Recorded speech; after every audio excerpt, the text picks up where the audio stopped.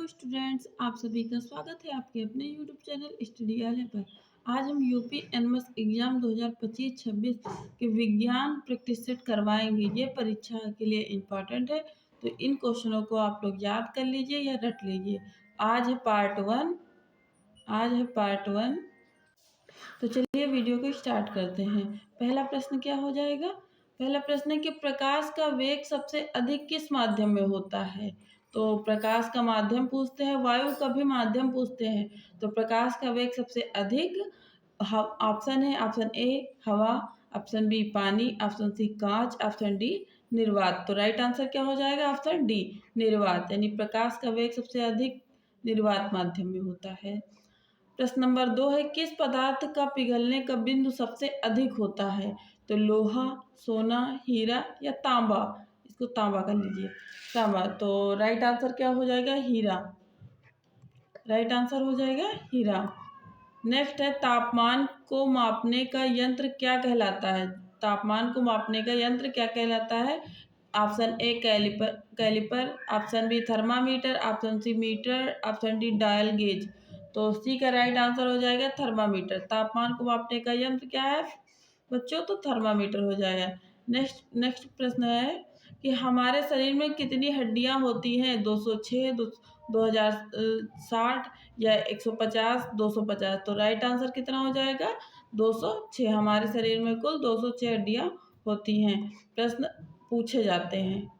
और गति का मात्रक क्या है? तो आपको सारे मात्रक जितनी बुक 6 से 8 तक जितनी भी बुक में मात्रक है सबको याद कर लेनी है। गति का मात्रक क्या है?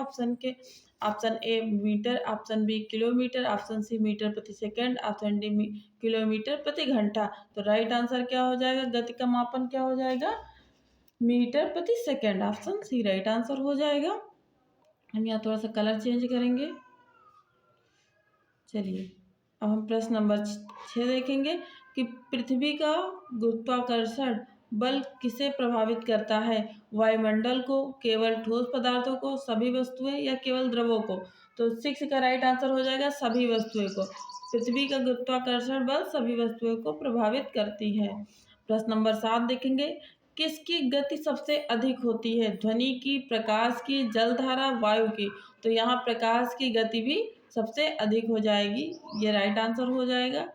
8वां प्रश्न है कि हमारे शरीर में ऑक्सीजन का परिवहन किसके द्वारा होता है? ऑप्शन है श्वास नली, रक्त, लसिका, मस्तिष्क। तो 8वें का राइट आंसर हो जाएगा रक्त। क्या हो जाएगा फ्रेंड्स? रक्त हो जाएगा।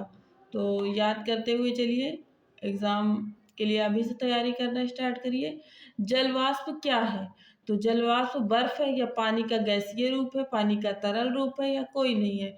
तो पानी का गैसीय रूप है। जल वाष्प पानी का गैसीय रूप हो जाएगा। नेक्स्ट है कि पानी के उबलने का बिंदु क्या होता है? 100 degree Celsius, 0 degree Celsius, 50 degree Celsius और 200 डिग्री सेल्सियस। तो पानी उबल रहा है ना, तो उबलने का क्या हो जाएगा? 100 डिग्री सेल्सियस। अगर पानी जम, यहाँ लिखा रहेगा पानी का जमना, तो हो जाएगा क्या कहेंगे? 0 डिग्री सेल्सियस पानी जमेगा और उबलेगा 100 डिग्री सेल्सियस। किसमें सबसे अधिक ऊर्जा होती है? तो कागज, लकड़ी, कोयला, गैस। तो 11वें का राइट आंसर क्या हो जाएगा? 11वें का राइट आंसर हो जाएगा कोयला। कोयला में क्या है? सबसे अधिक ऊर्जा होती है। अब ऊर्जा जो है आपको ऑप्शन के अनुसार देखना पड़ेगा। नेक्स्ट है विद्युत धारा का मात्रक क्या है? ओम या वोल्ट, एम्पियर, जूल। तो इन चारों में से राइट आंसर क्या हो जाएगा? एम्पियर। विद्युत धारा का मात्रक क्या हो जाएगा? तो एम्पियर हो जाएगा। याद कर लीजिए। प्रश्न नंबर 13 देखेंगे कि हमारे शरीर में किस अंग में रक्त बनता है? मस्तिष्क में, लीवर में, अस्थि मज्जा या हाथ? तो इस प्रश्न का राइट आंसर क्या हो जाएगा? अस्थि मज्जा। क्या हो जाएगा? अस्थि मज्जा में रक्त निर्माण होता है। हवा में सबसे अधिक कौन सी गैस पाई जाती है? ऑक्सीजन, नाइट्रोजन, कार्बन डाइऑक्साइड, जल वाष्प। तो 14 का आंसर क्या हो जाता है? नाइट्रोजन।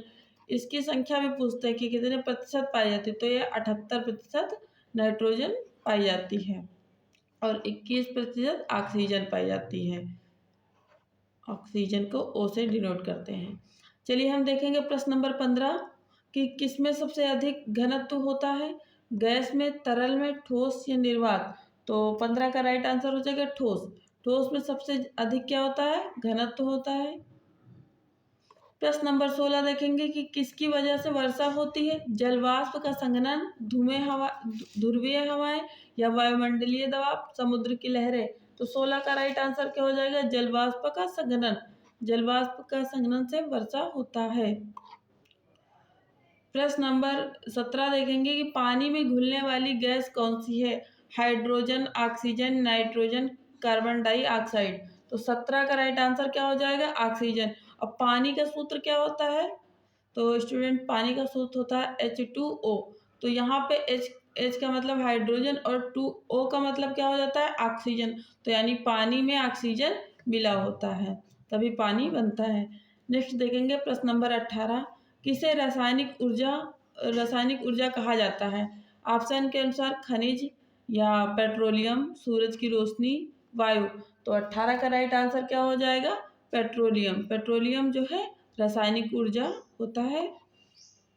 प्रश्न नंबर 19 की ऊर्जा का रूपांतरण क्या होता है? ऊर्जा का निर्माण, ऊर्जा का संग्रहण, ऊर्जा का स्थान परिवर्तन, ऊर्जा का रूप परिवर्तन? तो 19 का क्या हो जाएगा? ऊर्जा का रूप परिवर्तन। ऊर्जा का रूप परिवर्तन होता है। किसका किसका पिघलने का बिंदु 0 डिग्री होता है? जैसा कि मैंने अभी बताया था, उबलने का बताया था पानी। पानी अगर पिघलेगा तो उसका बिंदु 0 डिग्री होगा। तो राइट आंसर क्या हो जाएगा? पानी, जैसा कि मैंने अभी बताया था।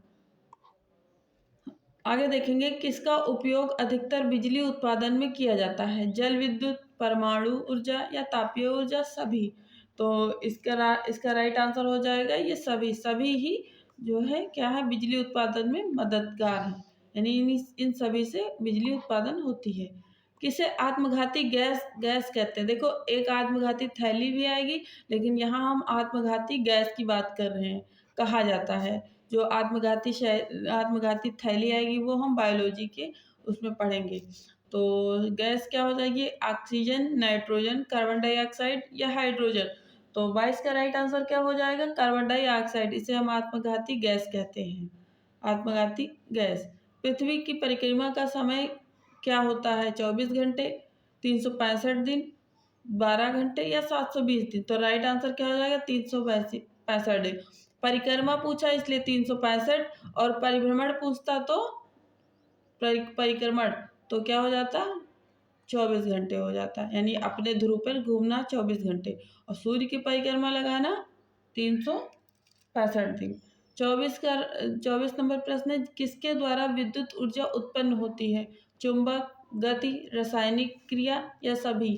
24 का राइट आंसर हो जाएगा सभी, यानी कि विद्युत ऊर्जा चुंबक और गति, रासायनिक क्रिया, इन सभी द्वारा उत्पन्न होती है।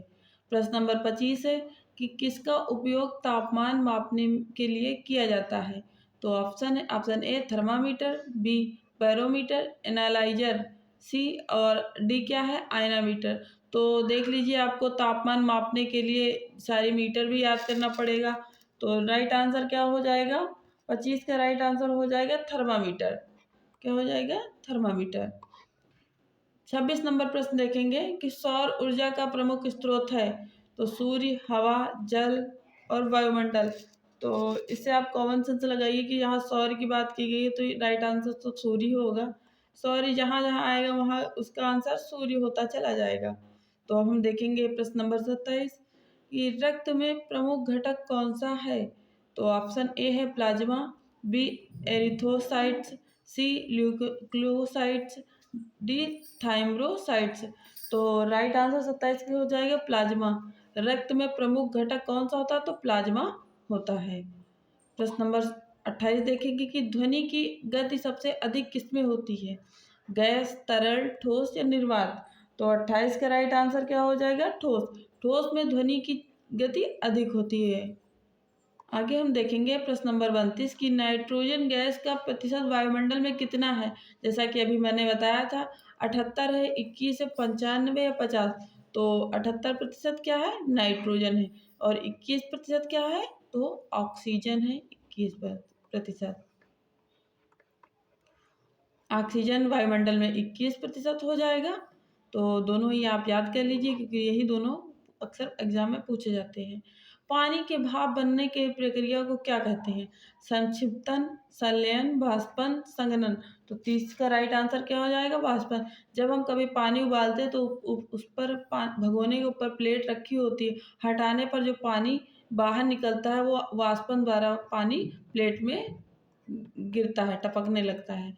तो यही वाष्पन होता है। तो पानी की भाप बनने की प्रक्रिया क्या हो जाएगी? वाष्पन हो जाएगी। तो स्टूडेंट्स, आपको मेरी वीडियो कैसी लगी है?